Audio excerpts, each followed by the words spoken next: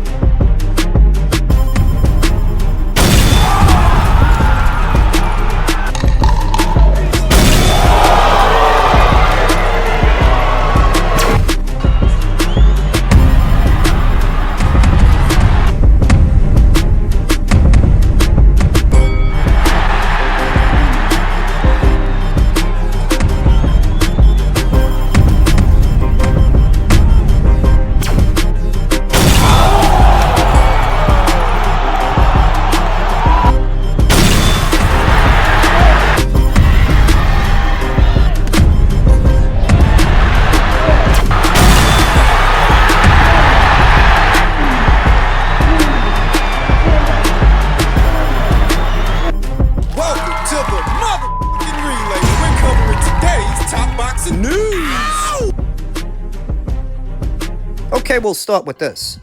Veteran fighter turned commentator Paulie Malignaggi has decided to run with the sports washing narrative as to why Saudi Arabia is making these large cash investments into the sport of boxing. And not just the sport of boxing, they're involved in other sports too. Claims that Turkey's got a dark past. He said he caged then Crown Prince Mohammed bin Nayef in a palace, vowing to poison him, and several other unsavory accusations. Paulie's a regular on ProBox. ProBox that is owned by Gary Jonas. Gary Jonas, who's in the midst of a feud with Turkey Alalshikh, and I don't really know why. I wouldn't even really call it a feud because it's more like one-way traffic. It's Gary Jonas saying this and that about Turkey Alalshikh. I don't really know what the beef is when Turkey is operating on one level and Gary Jonas is operating on another. I don't know what the nature of the problem is between them, but it seems more like a Gary Jonas problem, Gary having a problem with Turkey, than Turkey having a problem with Gary. They're not actually in each other's way. But you see the association. Paulie Malignaggi is a regular on ProBox, which is owned by Gary Jonas. Gary Jonas, who has a problem with Turkey, and so Paulie seems to have a problem with Turkey. What is tantamount to virtue signaling?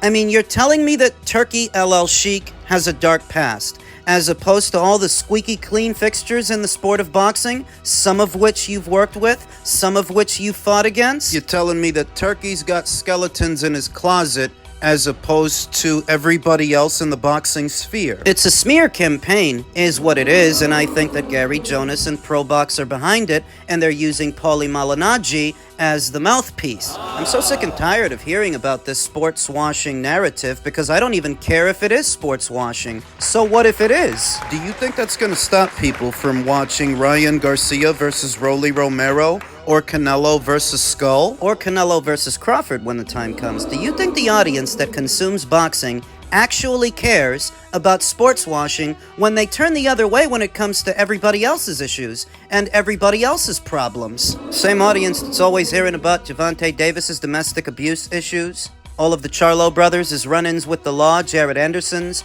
run-ins with the law. I heard Jamel Herring just got arrested. What kind of people are you trying to appeal to versus what kind of people actually consume this sport? And what kind of people actually work in this industry? Oh, because there were no sketchy characters in boxing before Turkey came along. Is that it? Boxing, whose roots go back to organized crime and the mafia when they were running things and they were in charge, and all of the sketchy characters that have come and gone since then, that you're trying to appeal to whose sensibilities? Not the audience, because we're used to sketchy characters. Don King killed a man and served time for it before he went on to become one of the biggest promoters in the sport of boxing. He killed a guy. Al Heyman made headlines for trying to defraud Beyonce Knowles. Beyonce that's with Jay-Z? Oh yeah, before he became who he became in boxing. He made the news for trying to defraud Beyonce. Not but a few years ago, you had several prominent individuals within the sport of boxing all rubbing elbows with Daniel Kinahan. Anyone from Bob Arum to Mauricio Suleiman rubbing elbows with a suspected cartel king. Tyson Fury, Mick Conlan. It's really more people than I can name here and now. All rubbing elbows with the suspected leader of a drug cartel. This is boxing, and for boxing, this is normal. So when you tell me that Turkey has a dark past, a sketchy history, oh, well, then he's gonna fit right in, because everybody does in this industry. You know, Edgar Berlanga fought a guy in his last fight that served a 10-year bid. Is that guy's name Jonathan Ortiz something? That guy did 10 years in the clink. So you tell me that this Turkey guy has a sketchy past, and I don't know who you're trying to appeal to, because even the goddamn audience that watches boxing has a sketchy history, a sketchy past. They've all done something or another to where it looks to me like you've been instructed to run a smear campaign against this guy because your boss is threatened by him. Your boss, Gary Jonas, at ProBox, who also happens to own Boxing Scene. And hey, have at him. If that's what you feel you need to do, I just don't know who any of this is supposed to appeal to. The boxing fans? The boxing audience that regularly watch felons? You know, a lot of prominent boxers, well-known boxers, are also career criminals. Who in boxing has a squeaky clean image that you're trying to appeal to? Didn't AJ get arrested for selling drugs in the UK when he was a kid? And didn't Wilder get arrested for choking out some broad? And that was many, many years ago. Many years later, didn't he have a run-in with the law? Didn't he have a gun charge? Didn't his then significant other? Didn't she get a restraining order against that guy? Not but a year ago. So when you tell me that Turkey Alalshikh has a dark past, I don't know who or what you're trying to appeal to. What are you trying to do? Put off Turkey Alalshikh's shows to the boxing community? Don't watch those shows because this guy's sketchy? So are you. So is everybody else in boxing. What else is new? That Paulie Malignaggi, of all people, has suddenly become a geopolitical expert on foreign affairs in Saudi Arabia. Spare me the virtue signaling. You're just a mouthpiece for Gary Jonas, who for whatever reason is shaking in his boots over Turkey Alalshikh. Remember MMA, if you remember back far enough, Dan, MMA was open. I remember I used to have a DVD back in the early 2000s of a Pride Grand Prix where there were UFC fighters, Pride fighters, all fighting in Japan against one another. It was an excellent, excellent tournament that was won by Vanderlei Silva, I remember. So having said that, it was an open market like boxing. Now, obviously, open market meaning you have your promotional stable entity, but you can fight fighters from other promotional entities. But you can't do that on your own, though. You have to have. You still have the option of your promoter doing a deal and making a super fight with a cross promotional entity. And if the fight is big enough, it happens. Also, if there's mandatory, sometimes it happens even with mandatory contenders and champions and whatnot. We've seen that happen several times. You go to bid, one promoter wins the bid over the other, and so on and so forth. And then one fighter ends up being a provision of services agreement, so on and so forth. What I'm saying is, it's a possibility, even if it's complicated when it happens. It does happen. And the sport gives the option for those fights to happen and to create super fights. Now, just because MMA fans are a little bit of a lower IQ on the totem pole and they don't get that part, doesn't mean that those other fighters don't exist. For example, there is a ONE champion. There is a PFL champion. There is a UFC champion. He bought out the other ones in the past. There was Elite XC. There was Strike Force. There was Pride. And he bought them out. Good for him. He bought them out, so he was basically the only game in town or the strongest game in town. The difference here is, he says he's not going to work with the other promotions. So he is creating his own league. He's trying to basically, I wouldn't be surprised, and this is just my hypothesis, Dan, you can give me your thoughts. I wouldn't be surprised if the fighters that he signs to these contracts have no allowance at all. They cannot be in any rankings. There's in any sanctioning bodies. The promotion will have, the TKO promotion will have its own rankings, its own belt, so on and so forth. And if you do that, you are creating a league, no matter how much you want to play on words. And that's what I mean about the deceptiveness of this guy. Now, just because MMA fans don't have the intelligence to figure it out, and they have never had it, because the guy's a known liar for years, doesn't mean boxing fans are also this stupid. Now, what I'm saying to you, Dan, is what are your thoughts on that? Because essentially, he can say what he wants, and we know promoters lie, even other promoters, like Bob Arum or whatnot. The only difference is in boxing, we know promoters lie. And MMA, when Dana says something, the fans are dumb enough to believe everything he says, even if they know he's been lying for the past 20 times in a row.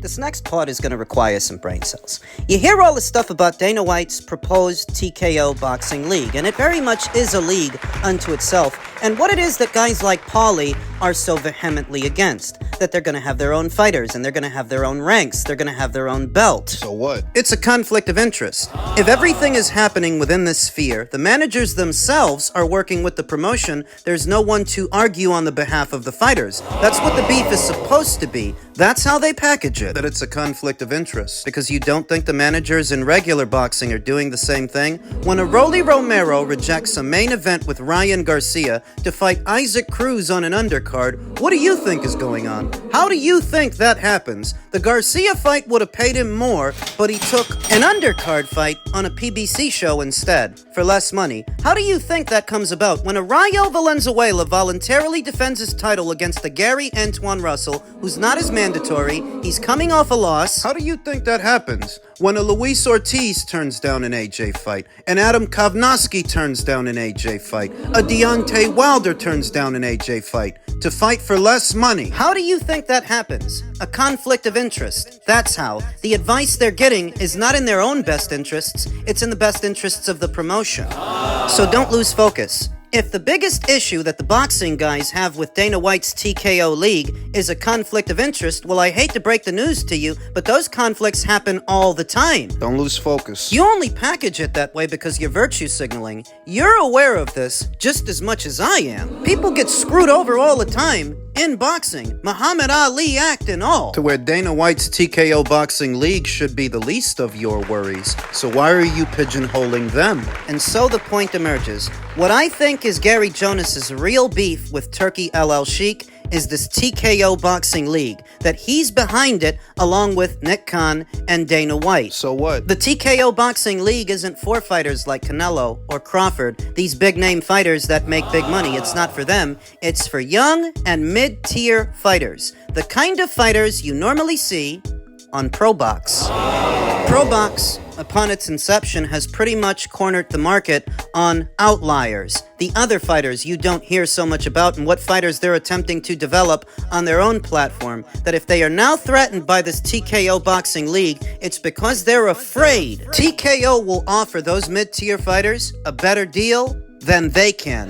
That's the issue. It's not the whole bit about it being a biosphere or managers working in tandem with the promotion, the conflict of interest, the Muhammad Ali Act. It ain't none of that. How do you know? You do realize that the Muhammad Ali Act is not a thing outside of America. It's not a thing in the UK. It's not a thing in Japan. It's not a thing in Mexico or Australia. It's not a thing to where if you're now using that as the anchor for your argument, it just seems silly. What about the Ali Act? It's not the nature of your beef. The nature of your problem is you're afraid that TKO is going to come in with all their money, all their advertising revenue, and take all the fighters away. The fighters you hoped to use for your shows. You're afraid that Dana and Turkey are going to offer those same fighters a better deal, and they're going to go with them. You know that Eddie Hearn was asked about the TKO League, and he wasn't worried about it at all. He welcomed the challenge if there was one, but like he said, they're not even operating on the same wavelength. He's not worried about them, but Gary Jonas is, because Gary's worried they're going to swoop in and take up all the mid-tier fighters, all the gatekeepers they wanted to use,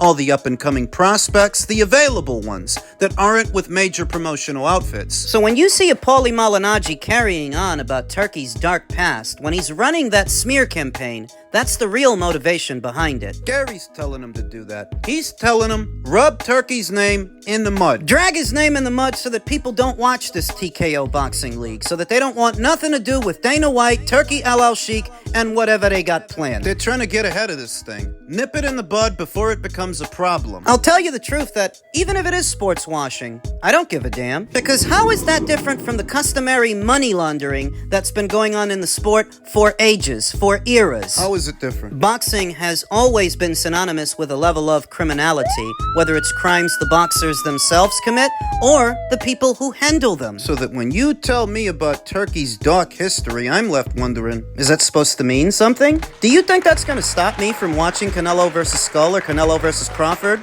Well, it's not. Garcia versus Romero or Garcia versus Haney? Well, it's not. It isn't. I don't give a shit. At the very most, that makes him a criminal. Like some of you. Who gives a shit? I don't. TKO Boxing can perhaps help to fill a void created by the existing game in town, because in case you haven't noticed, within the last 10 years, several major networks have pulled out from the sport of boxing and taken their annual budgets with them. We're talking about Fox. We're talking about Showtime. ESPN could join them this summer. See, what you have to ask yourself is, if you didn't have a Turkey Alalshikh making these major fights right now, whether it's for Riyadh Season or Ring Magazine, and you didn't have him making an investment in this TKO boxing league, where would that same money have come from? Not from Amazon. They haven't given the PBC an annual budget. That's why they don't do as many shows as they used to. And most of what they do is behind a paywall. An adequate substitute for the money that Fox took away and Showtime took away hasn't stepped up. Amazon isn't filling that void. So that when a turkey Alalshikh comes along, guys like Paulie want to run him out of boxing, drag his name in the mud, run a smear campaign. So let's say that he leaves right now, and you don't have Riyadh Season cards to look forward to, Ring Magazine cards to look forward to. What's left? ProBox. Is that it? Was ProBox going to put together Fury versus Usyk? Not once, but twice. Were they going to put together Better B versus Bivol? Not once, but twice. Canelo versus Crawford. Garcia versus Romero, Garcia versus Haney too. If there's no turkey around to do this stuff, who is going to make it happen? Nobody. The house is on fire in America, ladies and gentlemen. The boxing scene is dying. It's flourishing in other markets in the UK, Japan, Australia. Mexico ain't got no problem. They never did, but America can't say the same. To where if you guys have it your way, and you get what you want, and a turkey Alalshikh leaves the sport and takes all of his money with him, who fills the void? Not the void that he would leave behind, the void that all of you created, doing business the way you do business and chasing major networks away. Because that happened before Turkey got here. Showtime was set to leave the sport of boxing, and Fox already did. ESPN could be joining them. They say they don't like the structure of Dana White's TKO Boxing League because it's all happening in-house without any outside involvement. That just means the typical parasites in boxing don't get to crash Dana's party. And I don't imagine they're happy about that, but that's all that means. You won't have Mauricio Suleiman sniffing around looking to manufacture titles to collect a sanctioning fee from everybody. And the typical politics, your side of the street, my side of the street, there's none of that because all the fighters in that league are on the same side of the street. And I don't imagine the fighters and their managers like the idea that to make more money, you have to climb the ranks. You have to fight somebody who's good. No foregone conclusion fights. No lottery ticket. No pricing yourself out of a fight by asking for a dollar amount you know damn good and well you won't generate. This is an alternative. I don't know if it's gonna work, but I know what hasn't been working. Your way of doing things. We've been doing things your way for years, and look at where we are now. Look at where the American boxing scene is right now as a direct result of your way of doing things, because it was headed in this direction before Turkey even came into it. He's only been in the sport for a little over a year now. He doesn't come into it until late 2023. Showtime was already on their way out by then, and Fox was long gone. This was always going to be the end result of you guys doing things the way you've been doing things. And now you want to run him out of town? Who are you going to replace him with? ProBox? What, because ProBox was going to take over the sport of boxing in America and Turkey's the one that got in the way? Give me a break. The way I see it, this could be good, could be bad, but something's got to change. They got to start doing something differently because the way they've been doing things is killing boxing in this country. You don't welcome the change. Maybe it's because you're what needs to change. Maybe you and other guys like you are what needs to change. Maybe we need to swap you out for somebody else. Dana White can't be any worse. Not worse than you guys. So let's see what TKO can do for the sport, or what they can't.